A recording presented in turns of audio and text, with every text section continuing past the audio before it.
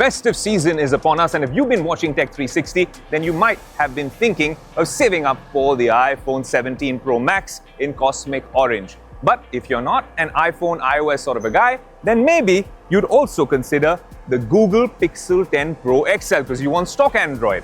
And then if you don't want either of these two American companies, then the Koreans have a very strong proposition which has been there since January. This is the Samsung Galaxy S25 Ultra. They all cost a lot of money, and it's our job here on Tech 360 to ensure that you make an informed purchase decision. We're going to put these three phones through their paces and tell you which one is a true bang for your buck. Let's begin.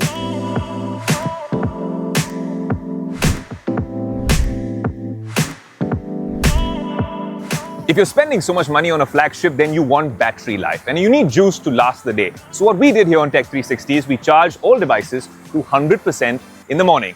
I've been shooting through the day and now I have my findings and I can conclusively say that the iPhone 17 Pro Max is the winner in this department. So all marks go to them. I'll explain why after I tell you about the consolation prizes. The S25 Ultra is probably the best you can get on Android, but it's still Android and it's still a bunch of different vendors trying to come there and put up this Marvel Avengers sort of superhero approach. Maybe this doesn't work when you want battery life. That's why when you have everything under one roof, literally, with the A19 Pro, that's Apple Silicon doing all the work. And when I say A19 Pro, I mean that this now being an aluminium body comes with a vapor cooling chamber. A lot of the stuff works in terms of thermal management.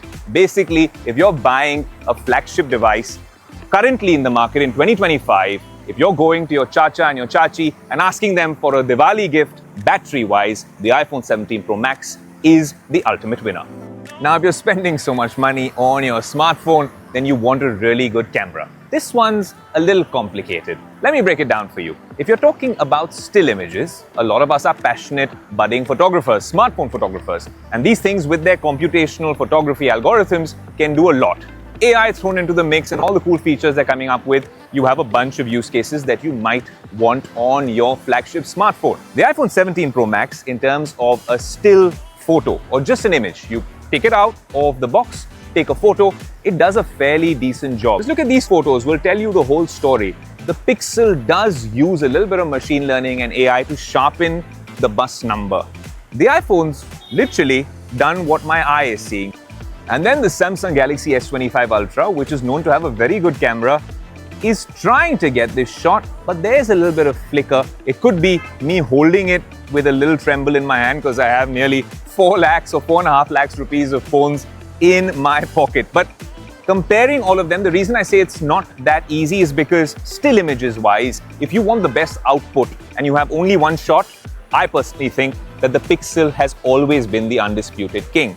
The 17 Pro Max does a great job at portrait shots, trying to show you what you're actually seeing. Not much enhancement unless you're adding one of those styles. The Samsung, for me, at least for still images, over sharpens, over saturates. It still gives you a beautiful image. So if you're not signing up for a photography contest, if you just ask a layman about which red bus photo that I used took looked the best, probably they say Samsung, but that depends on what they like. If you ask me, I think the Google Pixel, with all the wizardry it does with AI, does the best job. But if you ask a majority of people, they'd like the iPhone. So in terms of still photos, it really depends on what color palette and color science you actually prefer. Now, if it comes to videos, then things get a little more interesting. Now, the Samsung does a bunch of things in video which are unparalleled. People have tried to make movies with this as well, but all of that actually began with the OG. For me, to make any content, and I've said this before, the Pro lineup of iPhones does the best job. This year now,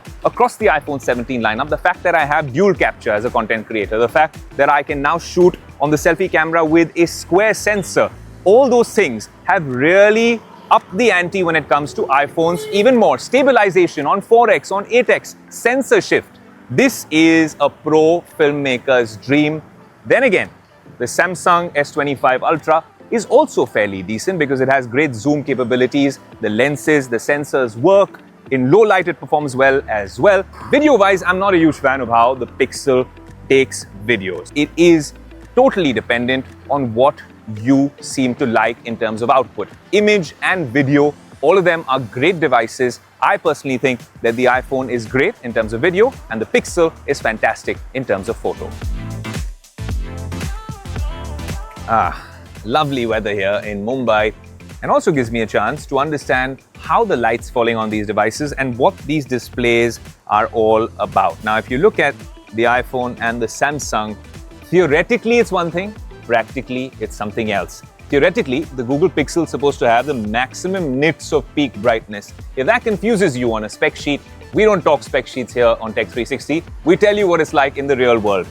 It's supposed to be the most bright, then comes the iPhone, which is the second most, and the third most in theory is technically the Samsung. But let me tell you what I actually see. It's not only about nits of peak brightness. What about the quality of the display? What about the way it recreates the image, the saturation, the vibrancy? Samsung might not have the best display on paper, but if you look at the image, it is probably the best. Companies like Samsung and LG provide these displays to other companies as well. So when you're talking about displays on a flagship smartphone, overall output, refresh rate, and the overall look and feel of that display and what it means for your battery, I think there's one clear winner. For good reason, it's the Samsung. Let's test some more. Companies are investing so much money in chipsets, and companies like Apple and Google, being housed in the USA, want to build their own chip or their own silicon. Google did that with the G5 this year. Apple has been building on silicon for a while. The A19 Pro, what they call probably their most efficient and powerful chip yet. And then Samsung's doing it a little differently with what they're doing with the Snapdragon 8 Elite, which is built for Galaxy. Now, how did they perform on the benchmarks? Listen, we want to do this in practice. Theoretically, yes, what this chip does is theoretically on top. What this one does is great as well, this one not so well. Here, practice and theory are very similar. In terms of performance and no overheating, the iPhone did fantastically well.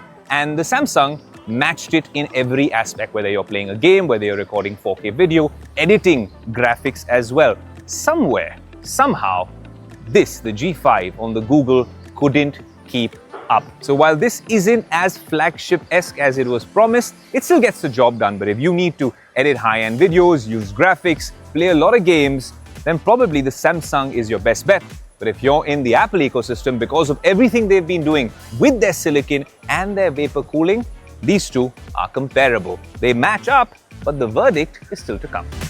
Is it me, or is everything looking orange nowadays? Cars, smartphones, maybe my next jacket, but that brings me to design and ergonomics.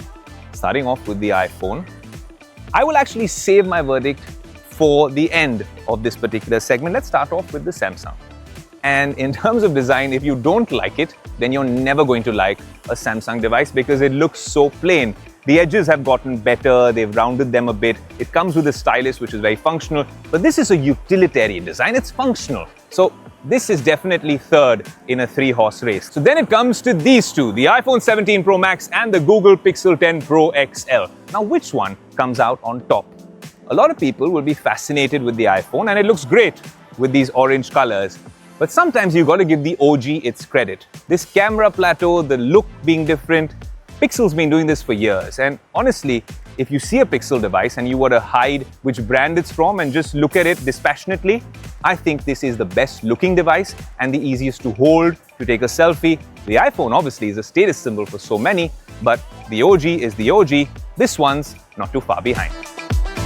It's been a hard day's night and I've been working like crazy with some battery left on all three devices to put together this segment for you. If you want to make an informed purchase decision of the top flagship to buy in Techtember, this is it and this is the verdict. If you want to share this with your friends, fast forward to this particular part of the video now. iPhone 17 Pro Max, the Google Pixel and the Samsung Galaxy S25 Ultra. Which one comes out on top? You've seen a bunch of factors, but let me tell you that the Pixel is incredibly expensive for the package you're getting. At 1,25,000 rupees, it's already competing and breathing down the neck of the S25 Ultra when it comes to shelling out the big bucks. Not too far away from an iPhone as well. So that is where the Pixel becomes a little tricky. Maybe pricing needs to be fixed, and we've been saying this for the past 6 or 7 years. Then it's these two devices right at the top. If you look at all of our tests dispassionately, and money being no bar, the iPhone comes out on top without a doubt.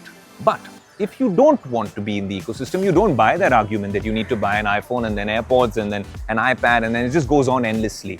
Then, as an individual device that works across ecosystems, this is a great Android contender. Also, by the way, we're not talking AI features because it's a half-baked thing across all devices. If you really use AI, we'll do a separate segment for you only on the AI features which come with Android, stock Android, how Samsung's using them better than stock Android, and what Apple's trying to do in that space as well. So overall, if you talk about the best flagship in the market, you have in the Android world, the S25 Ultra, irrespective of the ecosystem you're in. And if you're well entrenched in the Apple ecosystem, the iPhone 17 Pro Max comes out on top.